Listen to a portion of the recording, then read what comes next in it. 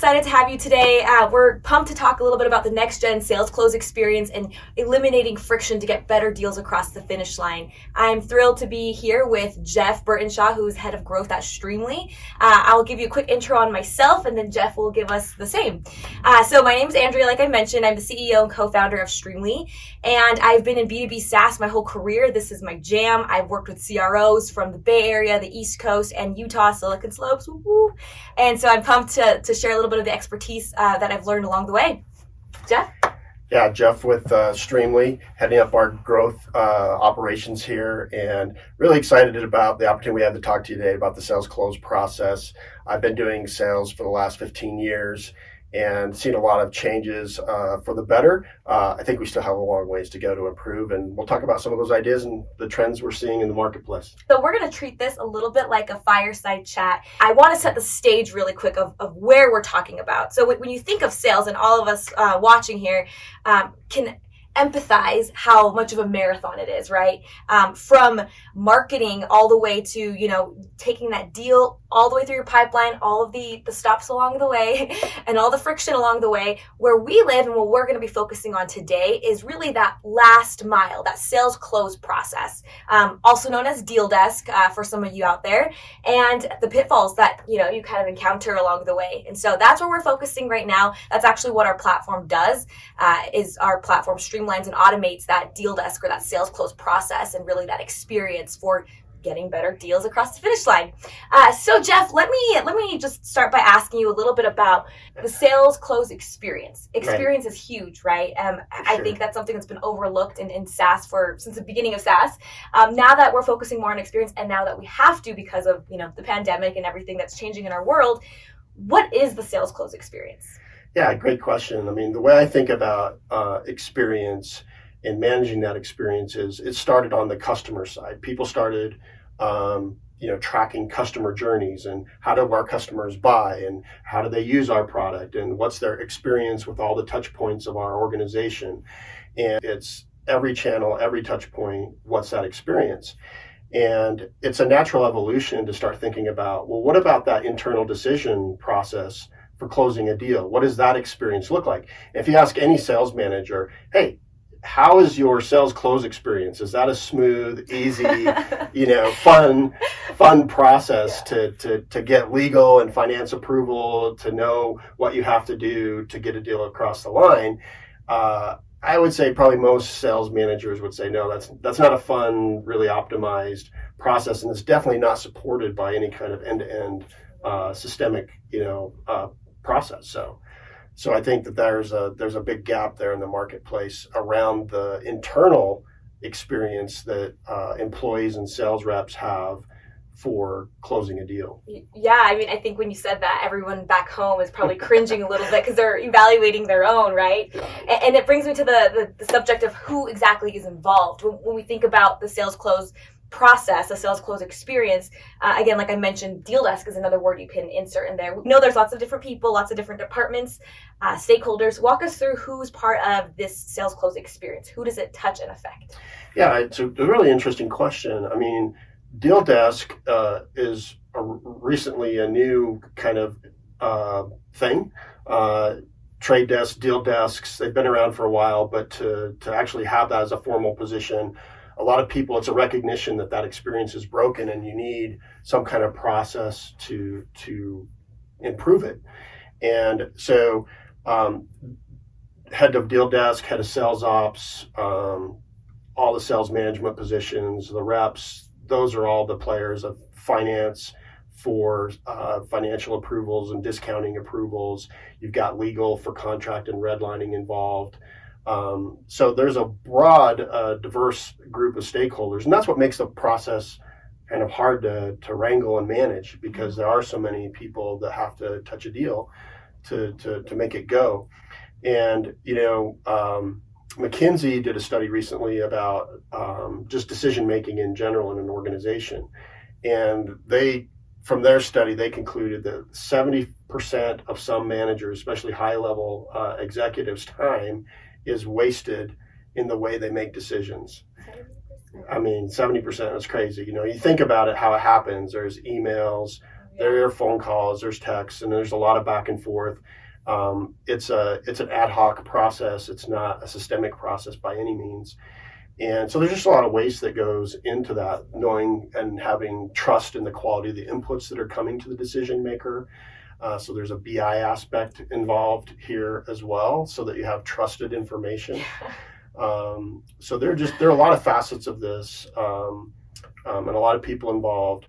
And according to McKinsey, there's a 70% opportunity, and what that means in an enterprise scope is $250 million Yikes. of lost time from those key decision makers, where they could be moving on. And the way I think about that is, you don't need the sales management to weigh in on every deal and provide reps guidelines around pricing discounts, contractual terms. If you're doing that, that's just taking time away that you could be evaluating other deals or other customers or other ways to get in and sell more. And so one opportunity for technology is to be that digital sales coach, right, to provide those guardrails.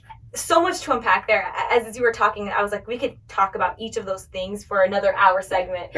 The first thing I wanted to touch on, because I didn't want it to get buried, was the people involved. Right. You mentioned all these different departments. So just to kind of round everything back up, you have finance, you have legal, you have sales reps, you have management, not just sales management, but just management in general. You often have, the operations team involved. Companies that we've worked with, product teams are often involved, customer success teams are involved. That's already 4, 5, 6 different departments. Right. That they all have their different, their different goals and priorities. But one of the things that my dear friend Dave Elkington said, who probably watching this right now, is my first day at Inside Sales, back when I was just a wee young girl. He said, you're either in sales or you support sales. Right. So regardless of what department you're in, that's the mentality these companies should have that are focused on recurring revenue, right? Right. And so I never forgot that, because again, all those departments I just named, they have different priorities, but the thing they have in common is, again, they're trying to bring in revenue to the company, right? And so I think that's why the sales close experience is such a beautiful way to kind of tie everything back together, because regardless if they like it or not, they're part of that experience. They're part of that process, which means we should make it a good experience, right? Right. Because on top of that, we haven't really talked about how they all like to communicate in different ways. Right. One of the companies that we've worked with in the past, or currently, they have their legal team is Slack strictly, right? And then their head of sales is text me only. End of the month, I only want to get text. And to be honest, you can't change how people work. As flexible as we like to say we are, we're not going to change how we work. They've grooved their swing. Yeah. and I think there have been tools out there that people get really excited about, and maybe you change that behavior for a short amount of time, but it never sticks. If you're a Slack user, you're going to be a Slack user, email, text, etc., right?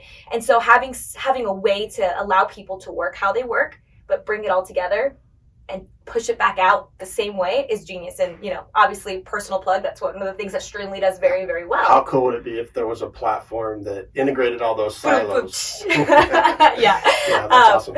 And so that was one of the things I wanted to touch on that you brought up. It's so fascinating to realize that Fortune 500, the true enterprise, spends $250 million. Is that what you said? On average, dollars per enterprise. Yeah. That's crazy. So take that number and apply it to smaller enterprise, mid-market. A lot of people back home are watching, maybe in the mid-market space or something, and so you can kind of figure out what that looks like at your company, and that's not a pretty dollar.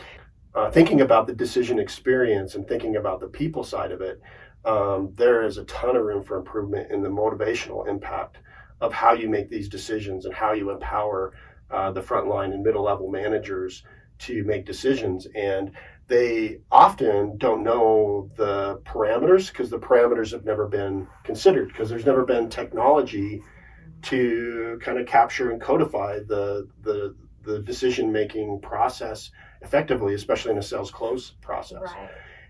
And so having a technology that enables that, to set up those guardrails, to set up that digital coaching, and empower those frontline workers and the sales reps and the middle-level sales managers to know where their boundaries are, where they can play, what's inbounds, what's out of bounds, where can they make the decision, and what needs to get escalated. And it really doesn't take a ton of time, actually, once you look at it, to sit down and establish those parameters, codify them into the system, and then things just run much smoother. Right. Oh, going back to you mentioned smaller companies, I think that's huge because, in our portfolio that our investors right now, startups ask all the time, like, at what point do I need to have a deal desk? And it's a tricky answer. I think it depends. You don't want to overprocess something too early, but having guardrails, having a way of how you're going to structure deals and what you're not going to do early on is actually better. One way for a mid-market company or a startup to think about this is, what's your sustainable growth trajectory in terms of your employee base? And is that curve steep? So for every more dollar of revenue you grow, do you have to hire 3 more people? Or for every dollar you grow, can you flatten that curve out and hire, maybe 1 or 2 people? And so technology like this really helps as you grow into things to flatten out that hiring and make you much more cost efficient. And predictable. For sure. Having experience in hiring sales and for sales teams, that's probably one of the hardest numbers to gauge if you don't have the data or if you don't have the right process in place to actually know what to expect down the road. Well, and just treating your customer base fairly because you have the right kind of pricing. Yeah, so short answer, I guess, for the startups or smaller companies back home is it's never too early. You don't have to over process or over systematize anything right away, but know what you're going to do, know what you're going to, the guardrails you want to set for yourself now, and be flexible with yourself. You're growing, you're testing things out. Having that early on will help you grow and help you scale much faster. Yeah, and just defining processes leads to that internal stakeholder satisfaction too. They're much more empowered, they're much happier, and so they'll stay with you longer. Yeah. Another thing you mentioned that I want to bring up again is transactional versus complex sales. Mm-hmm. You mentioned automation. Mm-hmm. Automation works different in transactional versus a complex deal, right? Right. And I think the sales close experience is going to differentiate between transactional and complex, right? Well, if you think about it, I mean, if it's a routine, kind of the same parameters, it should just fly through. And often what happens is it doesn't. It gets tangled up for some reason, and it starts going up for 3 levels of approvals. And it's an SMB deal. And it has no reason to do that. Right. And so yeah, that's just the kind of thing where those kind of things don't happen if you put in a process around it. And I know my SMB friends are probably thinking about this for their own personal, frustration right now, because when an SMB deal with a deal with a small dollar amount tied to it goes through a process and gets stopped or goes through a longer sales cycle than is necessary, it's the most infuriating thing ever. Yeah, time kills deals, like you always say. They hear me say it all the time. Time kills deals, yes.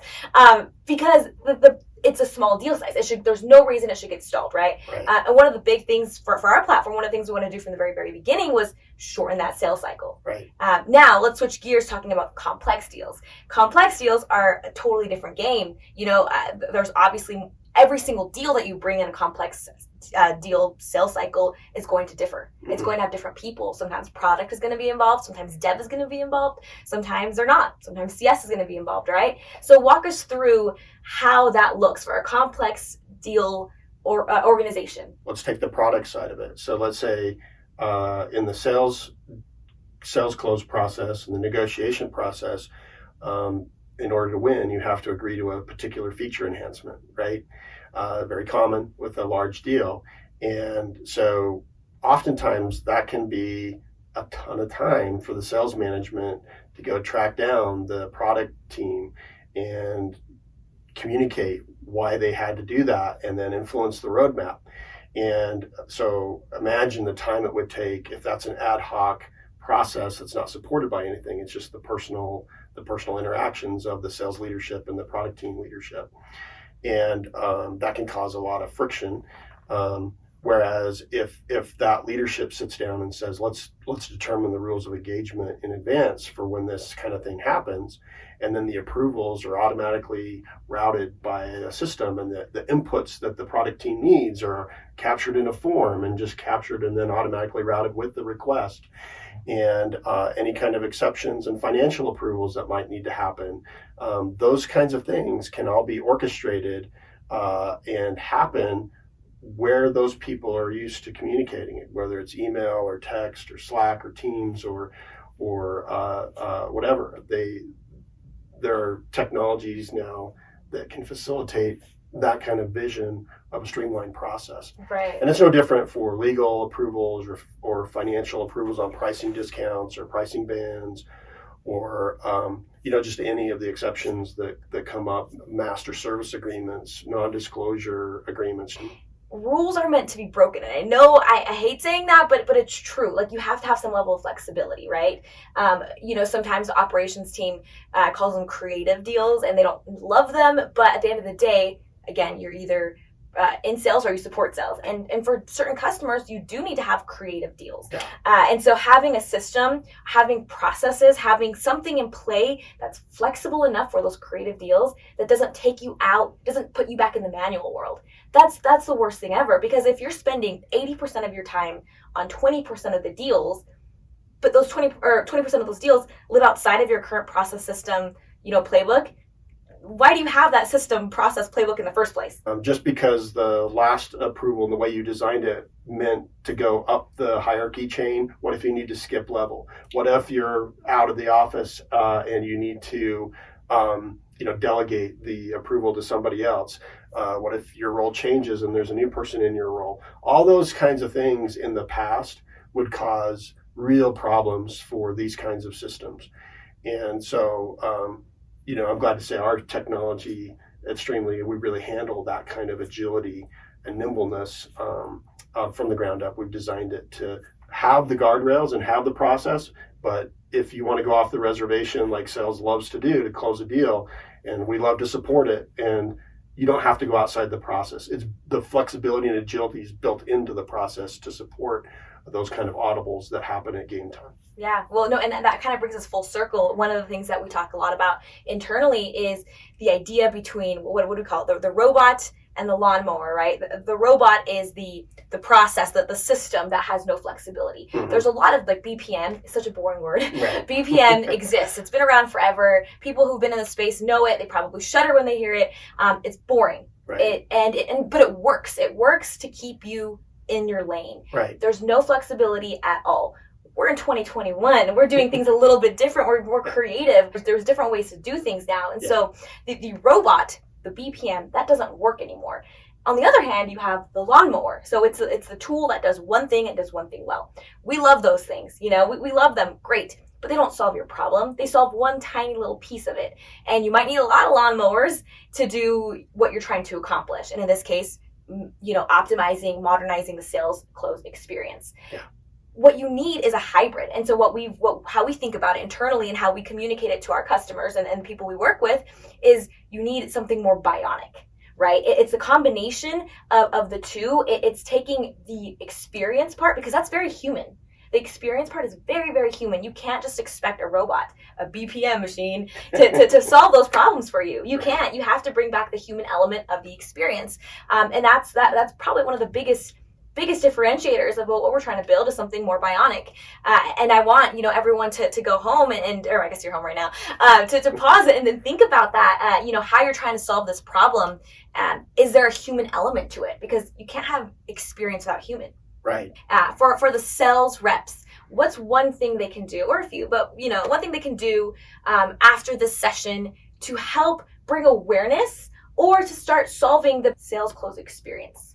Yeah, I think that if you look at a deal where speed slowed you down and you didn't close fast enough, or if you look at a deal where some kind of decision process glitch, either like a contract review or a sales approval, allowed a competitor to come in behind you and, heaven forbid, take the deal. And it happens. Those are the kinds of things that get management's attention and say, we should maybe take a look at this kind of thing because we don't want that to happen again. Other things are just the how much time a rep spends doing administrative work supporting the sales cycle. Digging out the contracts for the sales order, making sure that's the current version, making sure that they're writing a deal that is within the parameters and they're not having to ask the manager 100 questions because they have that digital sales coach to give them the guidelines, facilitating the back and forth between customers exchanging documents, whether it's an NDA or an MSA, There's a lot of time that goes into that. I mean, just assembling a sales quote, having to copy and paste all the information from Salesforce into a CPQ system. All those things add up, and they're all unnecessary. They're all things that can go away with the right kind of platform. So to recap, take inventory of what you're doing now Mm-hmm. that's not directly related to bringing in revenue. To take a step further, I encourage you, sales reps, to try to think about how much of your time, what percentage of your day, of your week, of your month are you spending on those non-revenue generating activities. And then last but not least, for our operators, for our sales leadership, everyone else who's watching, what's one thing that they can do to, start implementing? Because they're the ones that actually have the power to pull the trigger and implement the sales close experience. A really good question. And I think how I would think about it is twofold. One, empower your salespeople to do the deal without a lot of friction and a lot of approvals by setting up the guardrails. Give them a system so that they can be successful, and then let them execute and go, and let them have the autonomy to do what they do. I think empowering them in a way that is safe for the organization and empowers the employee in a way that they know what they can and can't do. That's a liberating thing, and it's good for any organization. I love it. Well, thank you so much for spending some time with us today. We love writing about this. We're pretty active on LinkedIn. You can find Jeff Burtenshaw, Andrea Ibanez on LinkedIn. I'm also on Twitter at Andy Ibanez. You can find us on social at Streemly Co. Huge thanks to Jeff for joining us today. It was fun. And please connect with us, and we'll see you around.